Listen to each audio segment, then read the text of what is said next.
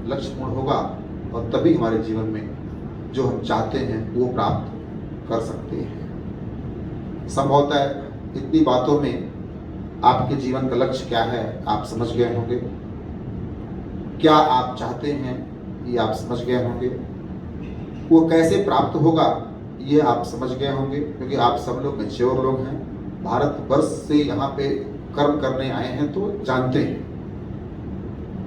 परंतु क्या जो हम कर्म कर रहे हैं क्या वही मेरा कर्म है? मात्र वही मेरा कर्म है क्या? अभी वर्तमान में हम क्या कर रहे हैं? प्रायः हम मनुष्य तो हैं, सर्वोत्कृष्ट हम परमात्मा के हैं, उत्पाद हैं। We are the super creation of the god. हम परमात्मा के सर्वोत्कृष्ट उत्पाद हैं, परंतु क्या हमसे सर्वोत्कृष्ट कर्म हो रहा है? इस पर हमको चिंतन करना होगा। सर्वोत्कृष्ट कर्म क्या है यह आप तब तक नहीं बता पाएंगे जब तक आप सत्संग में नहीं रहेंगे। क्यों? सत्संग बिनु हर कृपा विवेक न हो, है ना? बिनु हर कृपा मिले नहीं संता। दोनों, परमात्मा कृपा से विवेक होता है और परमात्मा कृपा से ही संत का मिलन होता है। तो परमात्मा ने कृपा किया है तो कुछ की विशेष कृपा किया होगा, कुछ विशेष कार्य होगा। हम धन अर्जन करके बाल बच्चा जन्म दे करके माता पिता की सेवा करके और प्रस्थान कर जाते हैं। लगभग 90% मनुष्य जो संस्कार पूर्ण जीवन जीता है यही कर्म करता है। कुछ लोग ऐसे होते हैं जो अपने परिवार से भी अतिरिक्त 2, 4, 10, 20 परिवार का भी सेवा करते हैं। कुछ और होते हैं जो 1000, 2000, 10,000, 1 लाख परिवार की भी सेवा करते हैं।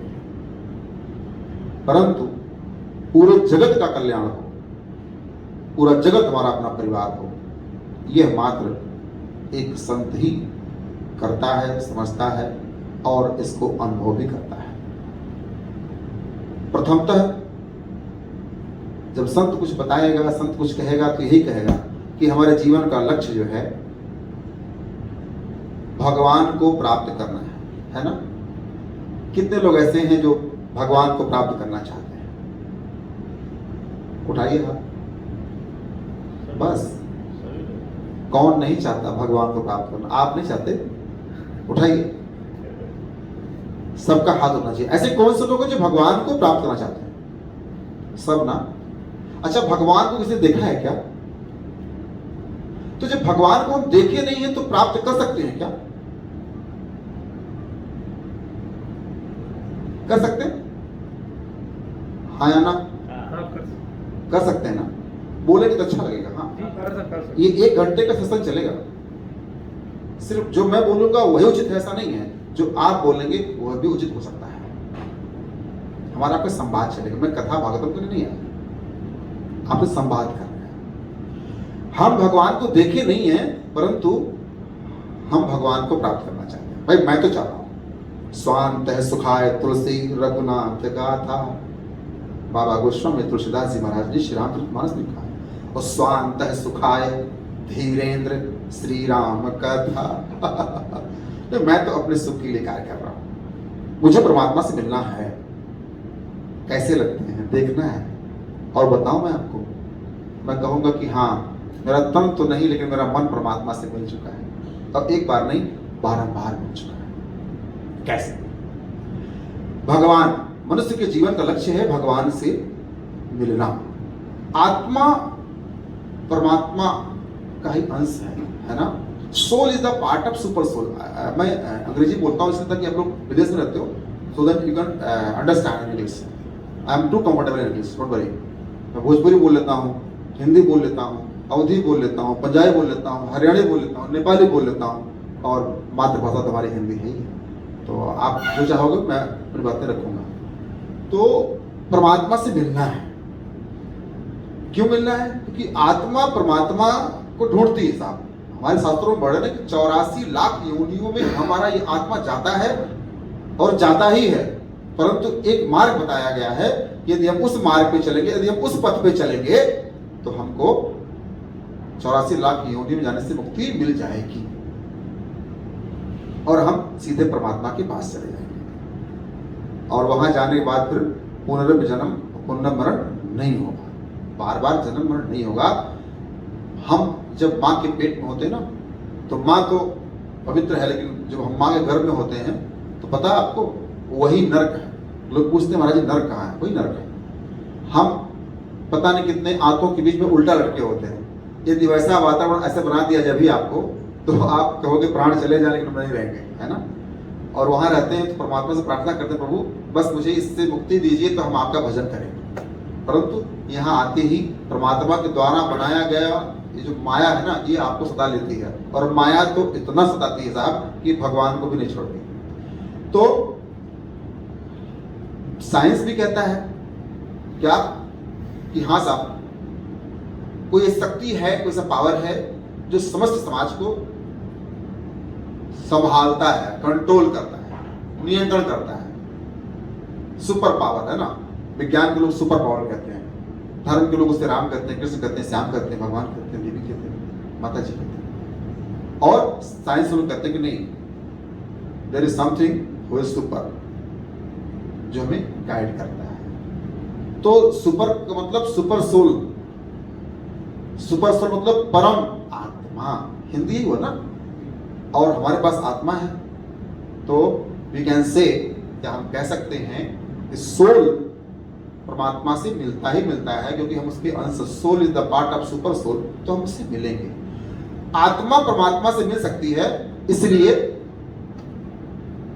हम भगवान से मिल लेते हैं। हमारा जो शरीर बना है ना, इसमें दो चीजें हैं, एक है तन, एक है मन। तन और मन जब एक साथ होता है और जो चाहता है सो प्राप्त कर लेता है। तन कहीं और है, मन कहीं और है, तो हमको तनाव होता है, और तनाव से शुगर होता है, और शुगर से, sugar is the mother of all disease, हमारी मृत्यु होती है। ठीक है, जैसे ही हमारा मन हमारे तन से अलग चला गया, वैसे ही हम तनाव में आ गए, और वर्तमान पीढ़ी टेंशन में, डिप्रेशन में जाकर के आत्महत्या बहुत कर रही है। तो तन और मन, तन को दिखाई पड़ता है, मन दिखता है कोई? आप लोग कहां से हैं? भोजपुरी बोलो क्या आप लोगों के? हाँ, क्यों दगले भैया तन तो दगले भाव, हाँ तन कौन देखा है? अरे सब देखे। और मन, मन है ना, शरीर है तो आत्मा है ना, दिखाई नहीं पड़ता। ठीक इसी प्रकार से परमात्मा भी है, लेकिन दिखाई नहीं पड़ते। वो आपको अनुभव कराएंगे, वो है आपको अनुभव कराएंगे। वो जिस प्रकार से हम धूप बत्ती का जब जलाते हैं, भगवान को समर्पित करते हैं, तो धूप जलता है, धुआं दिखाई पड़ता है, लेकिन सुगंध नहीं दिखाई पड़ता। आपने पुष्प माला से मेरा स्वागत किया, पुष्प दिखाई पड़ा, लेकिन आपकी भावनाएं नहीं दिखाई पड़ी। तो आपकी भावनाएं ना होती तो यहां तक आते नहीं आप। आपकी भावनाएं हैं, तब आपने मुझे पुष्प माला बना करके मेरा स्वागत किया, मेरा सम्मान किया। तो आपकी भावनाएं नहीं दिखाई पड़ रही हैं, लेकिन पुष्प दिखाई पड़ रहा है। ठीक इसी प्रकार से आत्मा है तो हम जीवित हैं, आत्मा नहीं रहेगा तो हम मृत हो जाएंगे। तो यदि आत्मा के कारण हम जीवित हैं, और आत्मा को सुपर पावर परमात्मा गाइड करता है, संरक्षण करता है, दैट मीन्स परमात्मा है, हमें उसे अनुभूति करनी है। तो हमारे मनुष्यता का, हमारा जीवन का लक्ष्य क्या है? क्या है? धन अर्जन करके मर जाना नहीं है, ध्यान रहे। ये तो प्रत्येक कोई कर रहा है, धन अर्जन और बाल गोपाल को जन्म देना, ये हम भी करते हैं, आप भी करते हैं, और 84 लाख योनियों में उत्पन्न प्रत्येक प्राणी करता है। नाम नहीं लूंगा, आप सब जानते हैं, सब करते हैं। तो हम कैसे सुपर हैं? How why we are super? हम सर्वोत्कृष्ट कैसे हैं? इसलिए सर्वोत्कृष्ट हैं कि परमात्मा ने हमको विवेक दिया है। क्या दिया है? और दिया कैसे है? परमात्मा ने अपना सब कुछ दिया है। भगवान को प्राप्त करने का रास्ता पहले उनको हम जान लें। क्या कर लें? जान लें। भगवान के 6 भाग होते हैं। 6 part of the, you can say God have 6 part, 6 भाग है, जिसमें से पहला भाग क्या है? ऐश्वर्य। क्या है? ऐश्वर्य। जो परमात्मा के चरण शरण में रहते हैं उनको ऐश्वर्य की प्राप्ति होती है। अब आप कह रहे होंगे कि महाराज जी हम तो यहाँ कमाने हैं, हमको मिल नहीं रहा है, बड़ा तनाव है ना, और 4 महीना पैसा गवाना भेजो तो गंवाले पूछबे न करिए भैया का भाई का हो, कोई दिक्कत बता रहे ना, दिक्कत देखिए तो चल रहा, यहाँ भले कष्ट में हो आप, है ना। तो प्रथम लक्षण क्या है? ऐश्वर्य परमात्मा का। दूसरा क्या है? वो धर्म, ऐश्वर्य धर्म। तीसरा क्या है? यश। चौथा क्या है? श्री। और पांचवा क्या है? ज्ञान। और छठवां क्या है? वैराग्य। प्रथम, द्वितीय धर्म, तृतीय यश, चतुर्थ श्री, पंचम ज्ञान और षष्ठम हाँ वैराग्य। ये 6 लक्षण यदि आपके पास हैं तो परमात्मा आपको मिल जाएंगे, या आप ये मान के चलो कि आप परमात्मा से भेंट कर रहे हो, मिल रहे हो। अब साहब ऐश्वर्य कैसे मिलेगा?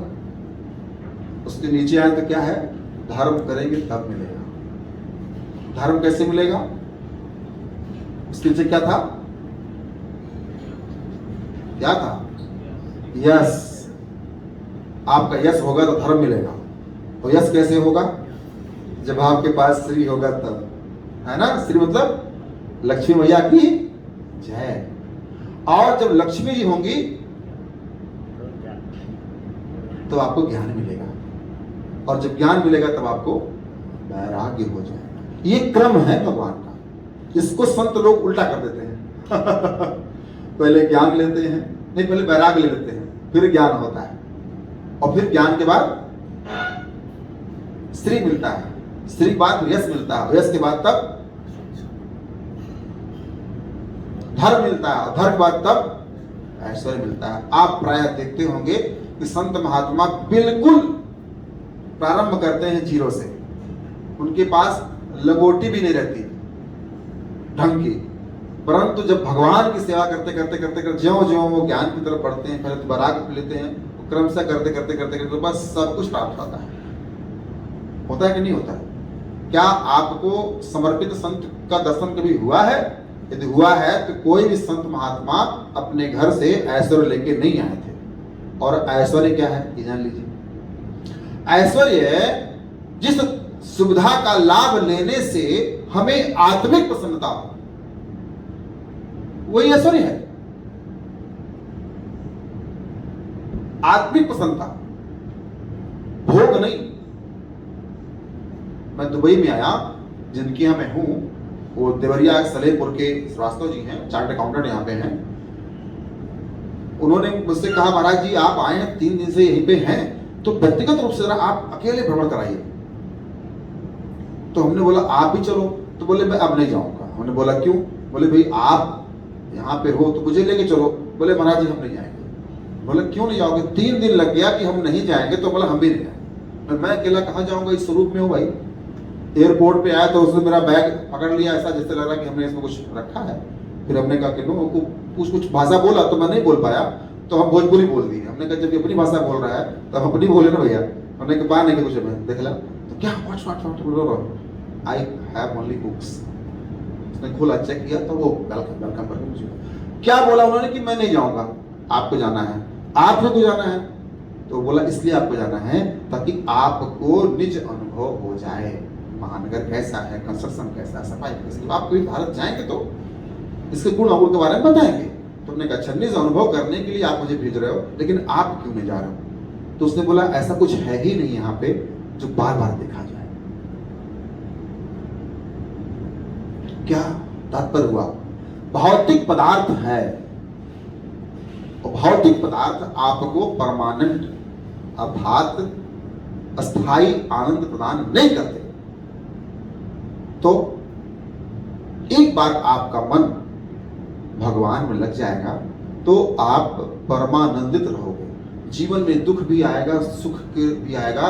दुख आएगा तो आपको पता नहीं चलेगा, और सुख आएगा तो आप परमानंदित रहोगे। और प्रत्येक जो कर्म का फल मिलेगा, प्रत्येक कर्म का फल, उसमें आप आनंदित रहोगे। आपके द्वारा कोई दुखी नहीं होगा, आपके द्वारा कोई प्रताड़ित नहीं होगा। मनसा वाचा कर्मणा, अर्थात तीनों भाव से कोई आपसे दुखी नहीं होगा। एक बार तो आपका मन लगे ना भगवान में, परंतु मन भगवान में नहीं लगता हो, बीच में माया है, और माया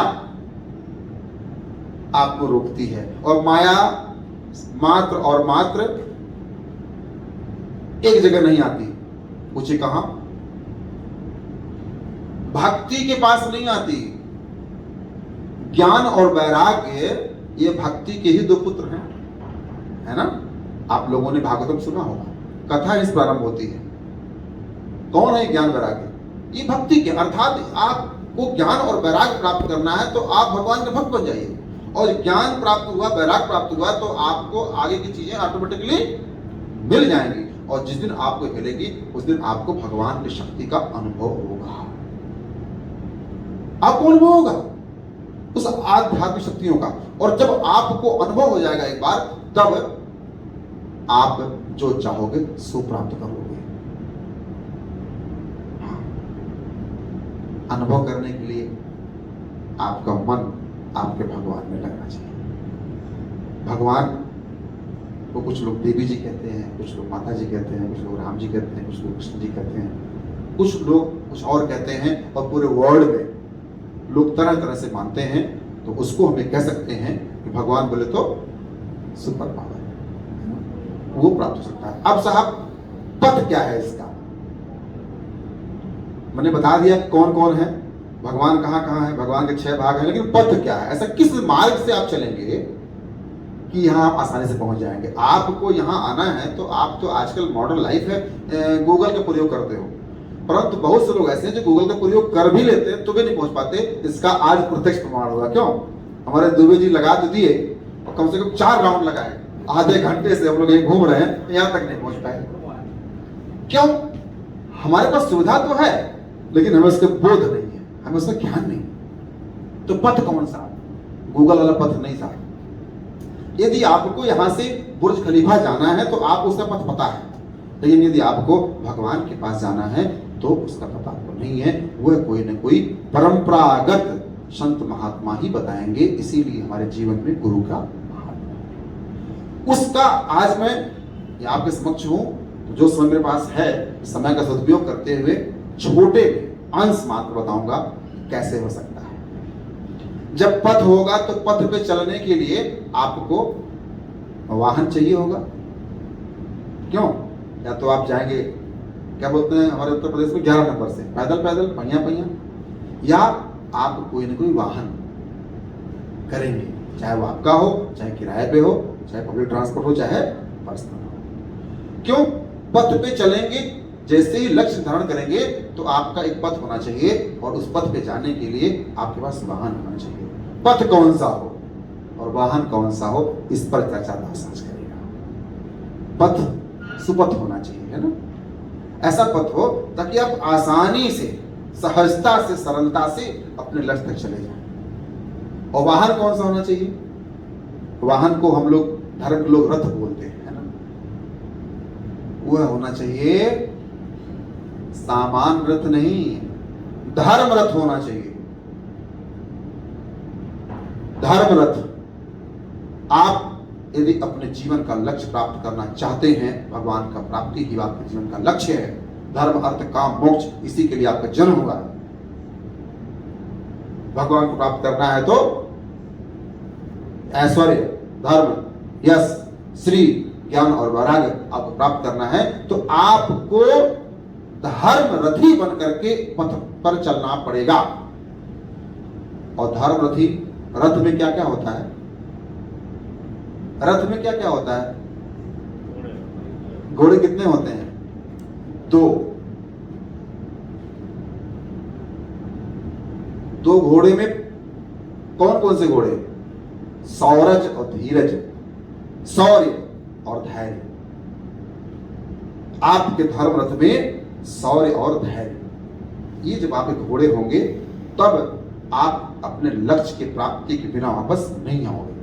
शौर्य अर्थात परिश्रम करने की शक्ति है ना, और धीरज, फल मिलेगा ही मिलेगा, धैर्य, लक्ष्य प्राप्त होगा ही होगा। ये तो लक्षण होंगे जब इनकी आपके शौर्य धीरज जब आपके घोड़े होंगे तब। और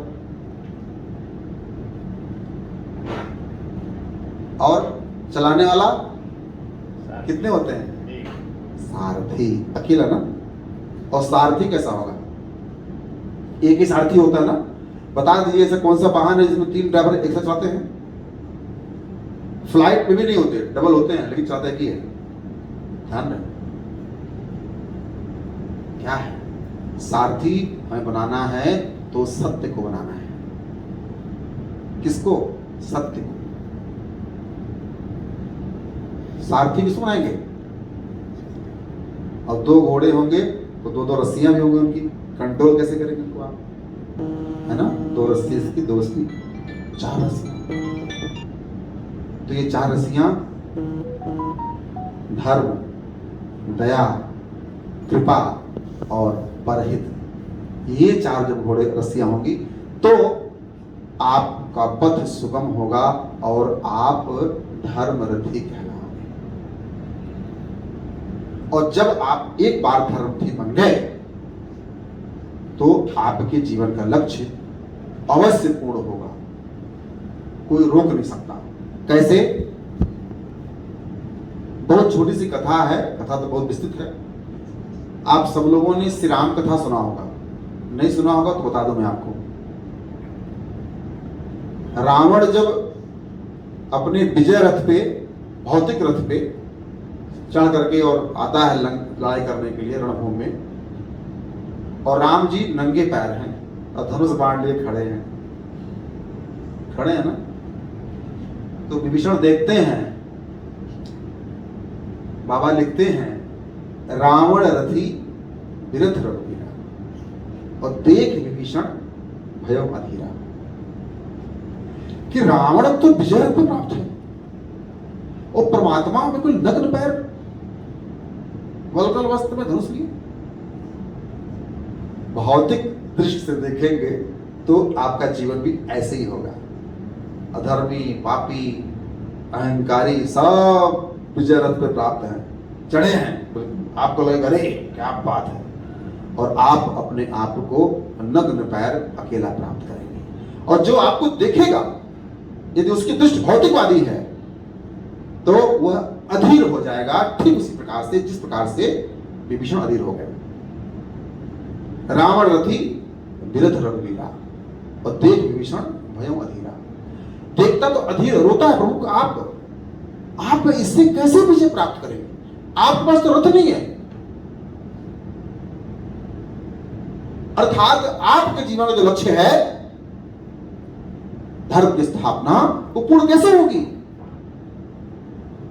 विप्रधेन सुरसंत हित लीन मनुज अवतार, और निज इच्छा निर्मितन माया गुण गोपाल। परमात्मा स्वयं धर्म की स्थापना के लिए उदित हुए, और धर्म की स्थापना इनका नाश करके होना है। तो आप सरकार कैसे विजय प्राप्त करेंगे? प्रत्येक भक्त इस अवस्था को देख करके अधीर तो हो ही जाएगा। विभीषण जी परम भक्त है, परम वैष्णव है, राक्षस कुल में जन्म लेने के बाद भी राम राम करते हैं। तो भौतिक जीवन हम देखेंगे सरकार, तो हमको यदि हम धर्म के पथ पे चलेंगे, हम धर्मरथी होंगे, तो हमको सामने वाला विजय रथ पे, अर्थात आपको लगे कि विजय रथ है, लेकिन क्या रावण का विजय हुआ था? क्या नहीं हुआ था ना।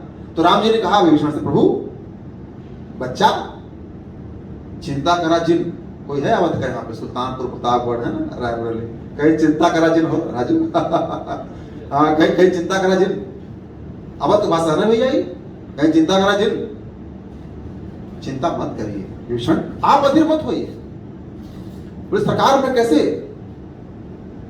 आप नग्न पैर हैं और बिना रथ के हैं, वो विजय रथ पे हैं। तब राम जी यहां कहते हैं कि हम किसके पुत्र हैं पता है आपको? हमारे पास एक रथ नहीं है, हम दशरथ जी के पुत्र हैं और हमारे पास 10 रथ है।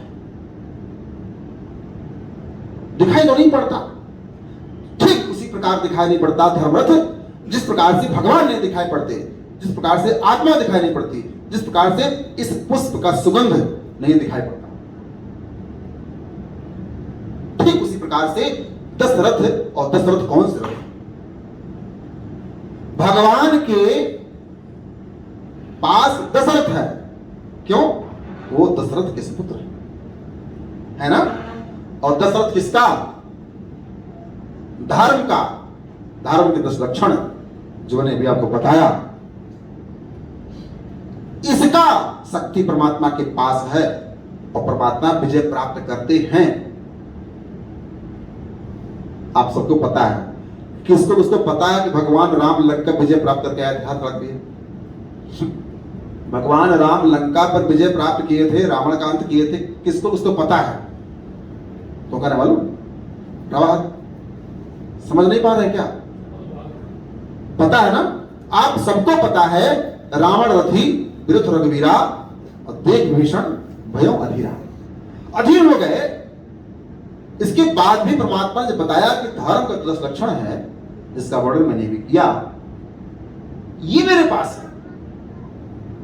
और परमात्मा विजय प्राप्त करके श्रीधाम पधारे और धर्म की स्थापना करके राम राज्य की स्थापना की। इस बात से क्या आप लोग सहमत हैं? सहमत हैं तो बोलिए जय सिया राम। ठीक इसी प्रकार यदि हम धर्मरथी बनेंगे तो हमें हमारा लक्ष्य प्राप्त होगा और हम पुनः जन्म पुनः मरण से मुक्ति पा जाएंगे। प्राय लोग कहते हैं कि महाराज जी वैराग्य ले लेंगे तो सब छूट जाएगा। नहीं छूटेगा। धीरेन्द्र वशिष्ठ ने वैराग्य लिया है। धीरेन्द्र वशिष्ठ ने त्याग किया है और कुछ नहीं छूटा। मेरे माता पिता मेरे साथ हैं, मेरा पूरा परिवार मेरे साथ है और मेरे परिवार मतलब वो परिवार अब मेरा हो गया, क्योंकि 4-6 लोग हैं और अब हमारा परिवार हो गया। अब हम भारतवर्ष के लाखों लोगों के परिवार में चले जाते हैं।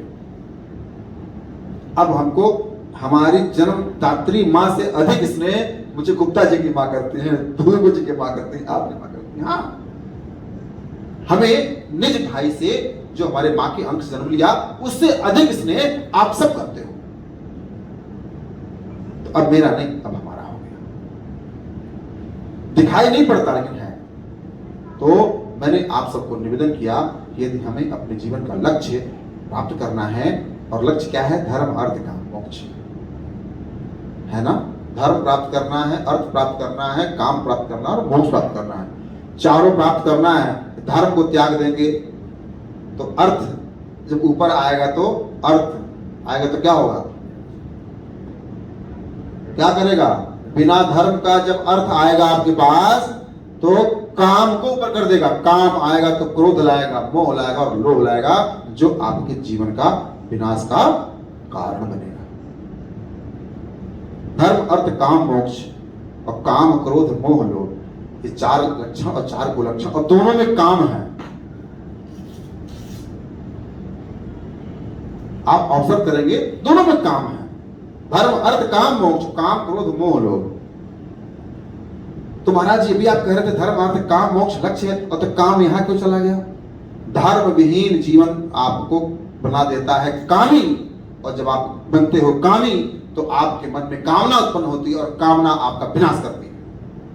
और परंतु यदि कामना का पर आगमात्रा काम और उसमें से ना को अलग कर दो, कामना, कोई काम ना रहे, निष्काम जीवन हो जाए, तो काम ना जब होगा तो राम जी आ जाएंगे, है ना। बोले जय सिया राम। और जैसे राम जी आएंगे, यही तो लक्ष्य जीवन का हमको प्राप्ति होगी। परंतु ये माया है, ये भगवान को भी नहीं छोड़ती। तो भगवान को नहीं छोड़ती तो हमें क्यों छोड़ेगी? भगवान राम मां जानकी के साथ वन में, और एक मायावी आकर के स्वर्णमृग बन करके जाता है और भगवान को ठगने का प्रयास करता है। तो भगवान बचे क्या? नहीं बचे ना, वो गए स्वर्णमृग के पीछे। था वो राक्षस, परंतु गए। तो हम आप भी जा सकते हैं, परंतु ध्यान रहे कि यदि हम भक्ति की शरण में होंगे तो हम माया से बच जाएंगे। माया बहुत दुष्ट महिला है। हाँ, भगवान ने ही बनाया इसको, भगवान को भी नहीं छोड़ती, तो हम और आप किस खेत के मूली था। लेकिन हाँ, यदि आप भक्ति के चरण में रहेंगे, अर्थात माँ जानकी के चरण में रहेंगे, अर्थात सीता मैया के चरण में रहेंगे, तो भक्ति मैया आपको माया से बचाएंगी। ठीक उसी प्रकार बचाएंगी जिस प्रकार भक्त प्रहलाद को बचाए। क्यों बचाए ना? नहीं बचाए? हिरण्यकश्यप से बड़ा आतंकवादी इस धरती पर कोई पैदा हुआ था क्या? नहीं हुआ था। परंतु उन्हीं के पुत्र में, है ना, भगवान नारद जी ने, जब प्रहलाद जी मां के गर्भ में थे तो भगवान नारद जी आए, क्या उनकी धर्म पत्नी को शिक्षा दे दिया, ज्ञान दे दिया। भगवान के ओम नमो भगवते वासुदेव 12 अक्षर मंत्र का ज्ञान दे दिया हो, और जन्म अर्थात गर्भ में ही भक्त प्रहलाद को सब कुछ प्राप्त हो गया। और जब ये धरती पे आए तब श्री कृष्ण गोविंद हरे मुरारी, हे नाथ नारायण ये गाए। गोविंद मेरो है, गोपाल मेरो है, गाइए, गोविंद मेरो है, गोपाल मेरो है। आप सब गाइए, गोविंद मेरो है, गोपाल मेरो है, गोविंद मेरो है, गोपाल मेरो है, गोविंद मेरो है, गोपाल मेरो है। मेरे बांके बिहारी नंदलाल मेरो है, मेरे बांके बिहारी नंदलाल मेरो है। गोविंद मेरो है, गोपाल मेरो है। ये क्या है? किसने बताया? ये व्यासपीठ के पुरोधा ने बताया। जो आज आपने आसन दिया है, इस दास को सम्मान दिया है, इस प्रकार से नारद भगवान ने ज्ञान दिया गर्भस्थ शिशु को, और गर्भस्थ शिशु निकला तो बिना गाली दिए, बिना गाली दिए, बिना लड़ाई लड़े, बिना सेना के अपने पिता के द्वारा स्थापित अव्यवस्था, दुर्व्यवस्था, सनातन विरोधी व्यवस्था को समूल नाश कर दिया, घर ही में बैठ गया। ये शक्ति व्यासपीठ की है। समय भाव और कुछ लोगों का तो मनोभाव नहीं आ पाए तो कोई बात नहीं, परंतु जितने लोग भी आए हैं, आप सबसे करबद्ध प्रार्थना है मेरा, दास धीरेन्द्र वशिष्ठ आप सभी के चरणों को प्रणाम करते हुए निवेदन करता है कि आप अर्थ का अर्जन करें, लेकिन उस अर्थ का धर्म के कार्य में अवश्य लगाएं। उससे ठीक उसी प्रकार से राम राज्य की स्थापना आपके अपने जीवन में भी होगी, जिस प्रकार से राम राज्य की स्थापना भारतवर्ष में हुई, और तो और पूरे विश्व में हुई। पूरे विश्व का ऐसा कोई समाज नहीं है जो चाहता है कि हमारे यहाँ अनैतिक कृत्य हो। मैं यहां आकर के बहुत प्रसन्न हूं कि नियम का पालन करना, स्वच्छता, नियमित रहना, पंक्चुअल रहना, यहां पे विशेष कार्य है और प्रत्येक व्यक्ति करता है। हम भारत भूमि से आते हैं, यहाँ हो जाते हैं नियमित, और भारत जाते हैं तो हो जाते हैं अनियमित। ऐसा क्या है? वो है भय बिन होए ना प्रीत। क्यों भैया? भय है, गाड़ी 120 से आगे चली जाएगी तो 6000 दिरहम घर आ जाएगा, चलान दे जाएगा। भय बिन होए ना प्रीत, भय बिन होए ना प्रीत। तो सरकार, या तो आप भय से या तो आप धर्म से। हम भय व्याप्त करके नहीं, हम निवेदन करके बात कहते हैं कि साहब अर्थ का अर्जन करिए, लेकिन धर्म के साथ। धर्म का कोई कार्य हो रहा हो तो आप उसमें अवश्य सम्मिलित होइए, अंश मात्र भी सम्मिलित होइए, समय का सहयोग करिए, अर्थ का सहयोग करिए, विवेक का सहयोग करिए, अपने पुरुषार्थ का सहयोग करिए, जो कुछ भी करिए अवश्य। उसका रीजन क्या है? बताया मैंने आपको, आपका धर्म भी आपका सहयोग करेगा, और धर्म आ जाएगा तो आपका अर्थ काम को, है ना, काम को, कामना को शांत रखेगा। आपका जीवन निष्काम होगा, और निष्काम जीवन ही, निष्काम भक्ति ही परमात्मा को प्राप्त करने का सहज और सरल मार्ग है। 4 उदाहरण देता हूं मैं आपको। धर्म, अर्थ, काम, मोक्ष प्राप्त करना आज नहीं, आज से समस्त हमारे धार्मिक ग्रंथ, संत महात्मा बताते हैं, और दास धीरेन्द्र वशिष्ठ आपको बताता है। आपको आज 4 चीज प्राप्त करना है आपको, धर्म, अर्थ, काम, मोक्ष। अब आपको भगवान मिल गए तो ये अपने आप मिल जाएगा, परंतु एक और सहज मार्ग है। सहज मार्ग है, क्या सहज मार्ग है? यदि इसकी बात भी किसी तरह से नहीं हो पाता तो 4 लोगों का ध्यान लगा लीजिए। किसी भी चीज को प्राप्त करने के लिए कोई ना कोई नियम का पालन करना पड़ता है ना। आज यहां आए हैं तो समय बात है, हम कोई ना कोई रूल फॉलो करते हैं, नियम, अर्थात हम किसी ना किसी मर्यादा का पालन करते हैं, है ना। तो हम जब मर्यादा का पालन करेंगे, अर्थात नियम का पालन करेंगे, when we will obey the rules, तो क्या होगा?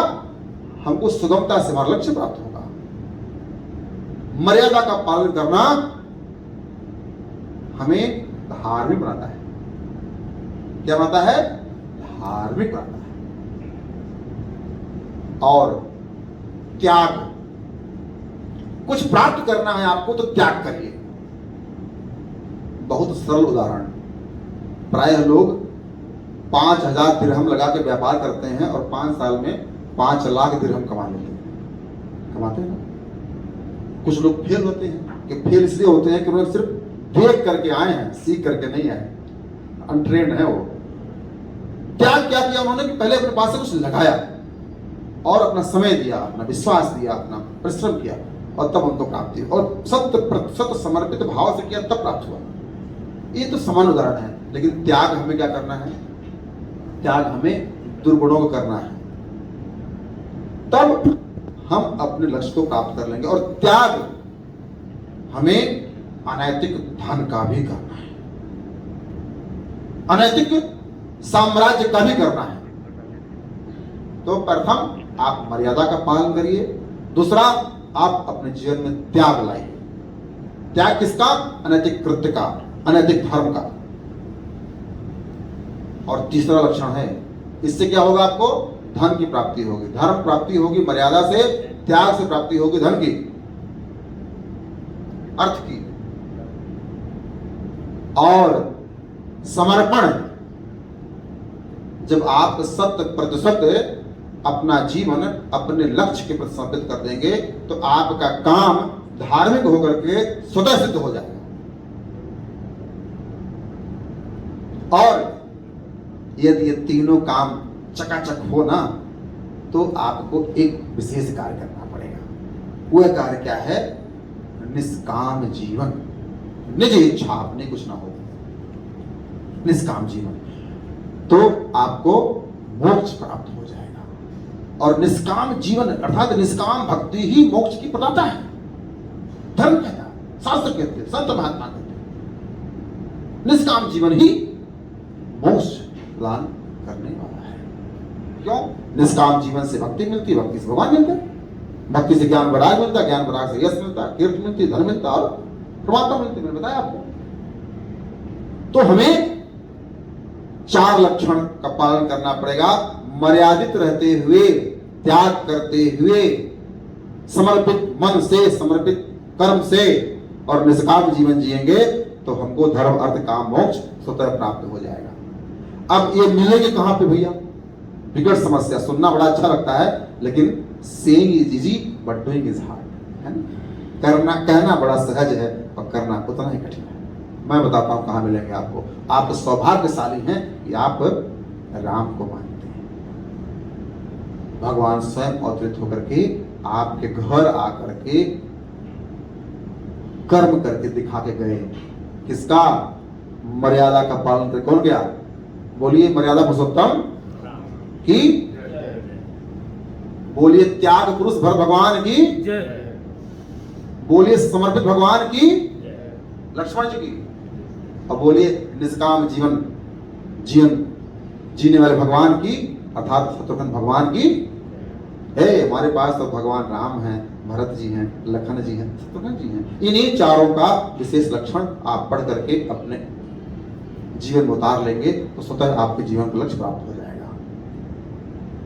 अब 5 से 10 मिनट में आपको बता रहा हूं तो सिर्फ आपका ही नहीं मेरा भी कुछ है, पर उपदेश कुशल बहुतेरे नहीं चलेगा साहब। मैं आपको उपदेश करूं और स्वयं पालन ना करूं ये चलेगा नहीं।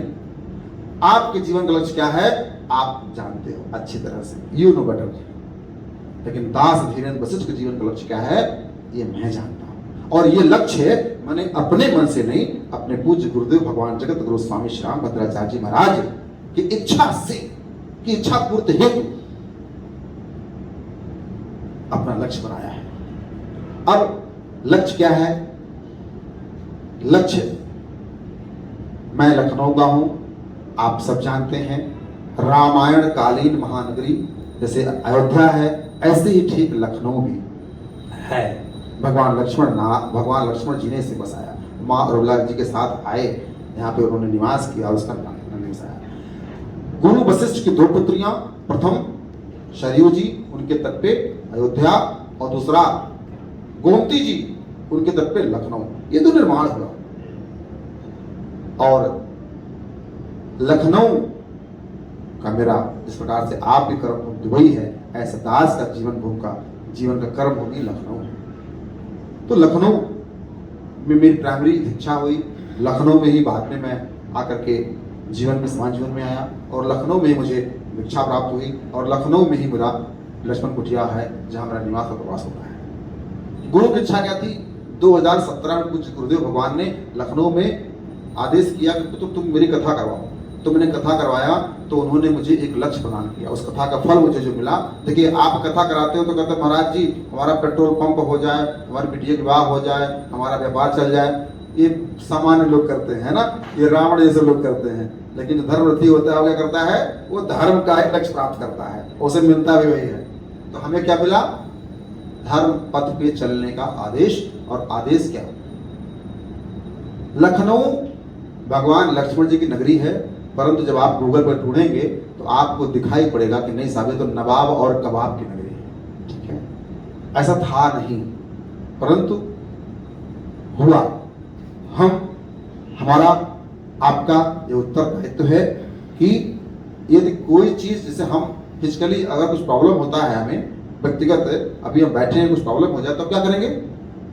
हम जाएंगे डॉक्टर के पास, डॉक्टर साहब ये प्रॉब्लम है, इसका ट्रीटमेंट कर दीजिए, और आपका ट्रीटमेंट होगा और आप चकाचक हो जाएंगे। तो ऐसे ही जो आज एक टैगिंग हो गई है, हमें इसको ठीक करना है, और ठीक करने के लिए किसी डॉक्टर के पास नहीं जाएंगे।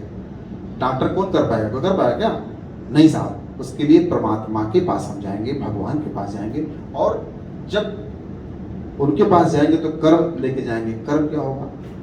दास के जीवन का लक्ष्य क्या है?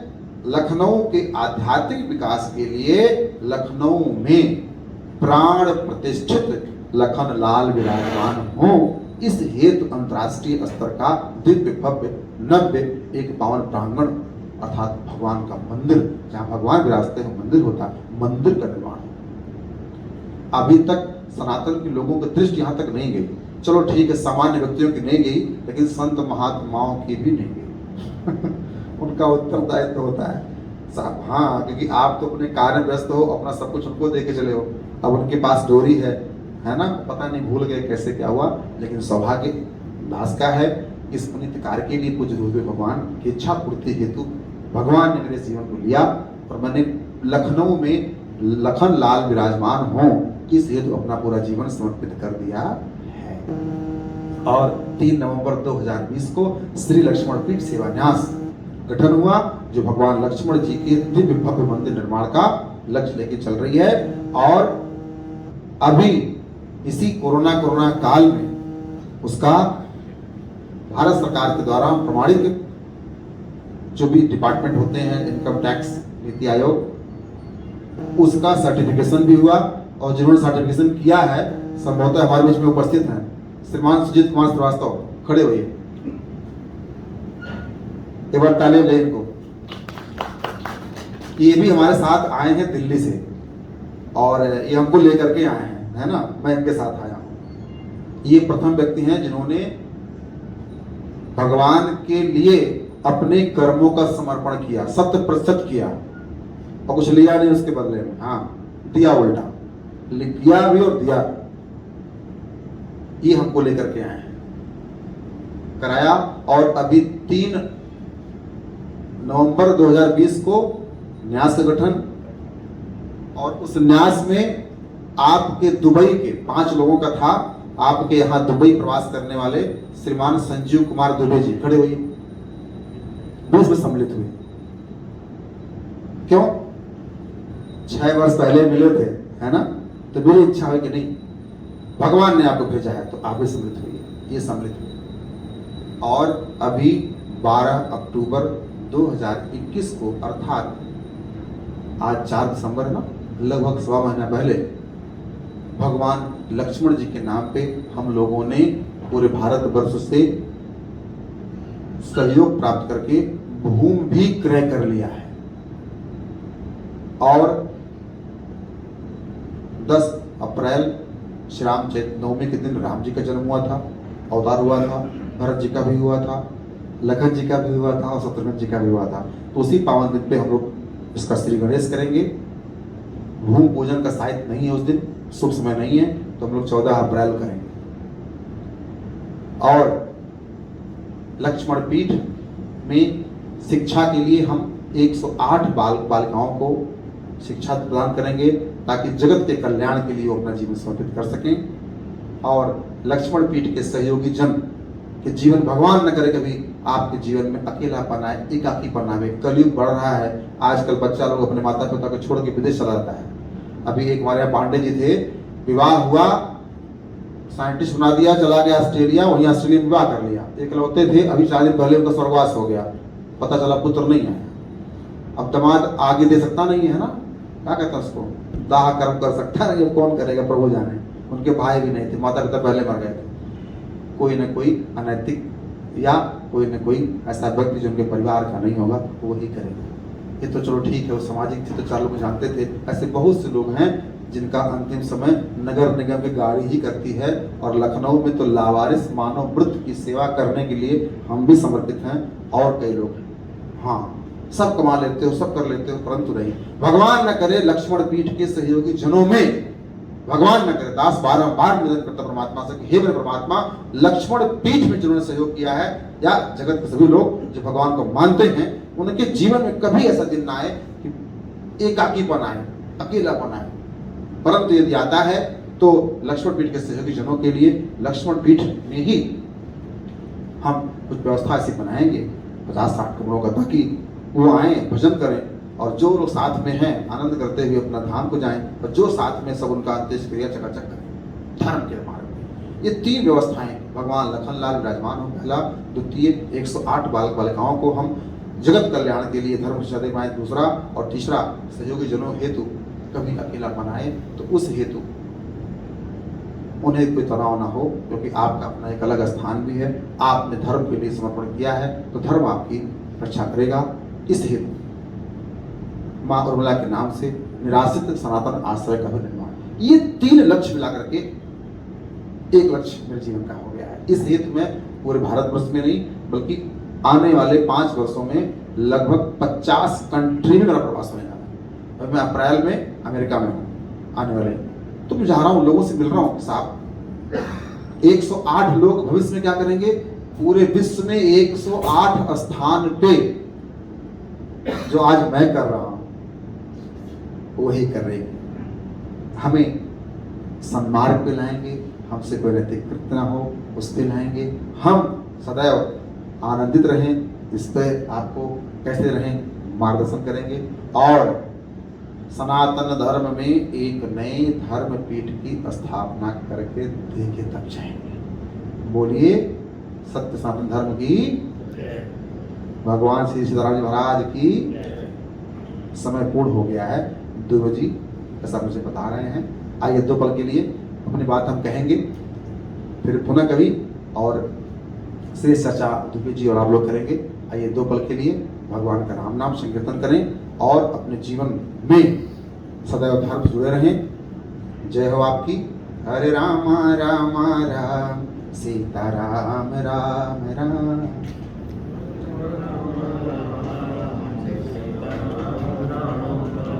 आप भी गाएंगे तभी कल्याण होगा, मैं तो गा ही रहा हूँ। हरे राम राम राम सीता राम राम राम। हरे राम राम राम सीता राम राम राम। हरे राम राम राम सीता राम राम राम। हरे राम राम राम सीता राम राम राम। सीता राम राम राम सीता राम राम राम। बोलिए श्यावर रामचंद्र भगवान की, उमापति महादेव भगवान की, हनुमान जी महाराज की, अपने अपने गुरुदेव की, अपने अपने कर्म भूमि की, अपने अपने मातृभूमि की, अपने अपने माता पिता की। जय जय श्री सीताराम, जय जय श्री राधे। आप सभी को पुनः एक बार दास धीरज वशिष्ठ सादर प्रणाम करता है। जय माता।